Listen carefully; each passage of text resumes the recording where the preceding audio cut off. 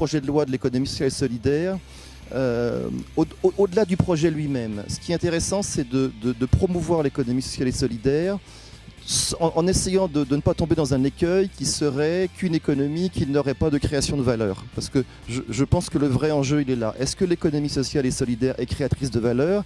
Sinon, elle n'aura pas d'avenir.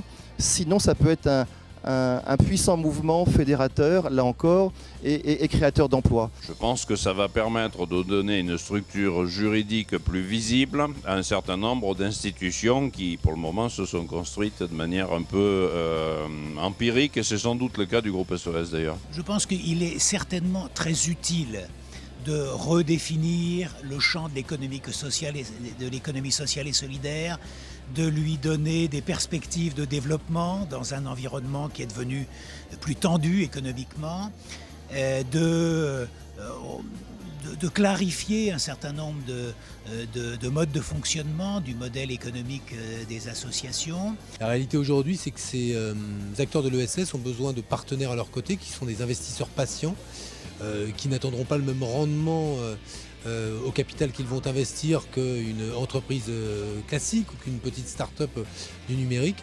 C'est pour ça qu'il fallait adapter à la fois la loi, mais aussi l'écosystème autour de ces acteurs de l'ESS, de façon à ce qu'ils sachent, ces acteurs, que demain, dès lors qu'on aura un projet d'une maison de retraite pour personnes âgées mais innovant, un projet dans le domaine des services à la personne, de l'économie verte, de l'économie circulaire, du recyclage, ou tout projet industriel, et quand on a un acteur privé non lucratif, eh bien, il y aura ces partenaires, cet écosystème législatif et financier qui permettra de développer ces activités. Je crois qu'en fait, ce que souhaite le ministre, et je suis assez d'accord, c'est d'impulser une dynamique de l'intergénéral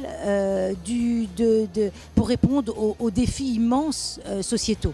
De pouvoir avoir dans ce texte de loi une définition légale dans la loi de la subvention, pas simplement une définition soit par la jurisprudence, soit réglementaire, mais donc visiblement c'était indispensable de conforter, je veux dire, dans la loi, la subvention. L'intérêt de ce projet de loi, c'est bien sûr de donner une existence officielle à un certain nombre de structures de l'économie sociale, mais c'est plus encore de permettre au monde de l'entreprise, aux salariés des entreprises, d'avoir recours à des structures d'économie sociale, par exemple pour reprendre une entreprise qui est délaissée par ses actionnaires. Je pense qu'en soi c'est une petite révolution.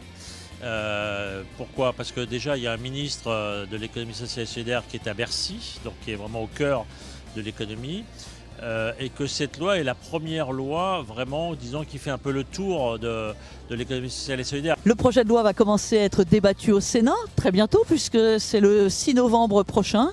Donc un débat qui démarrera donc dans quelques jours et qui devrait se clôturer avant de la fin de l'année.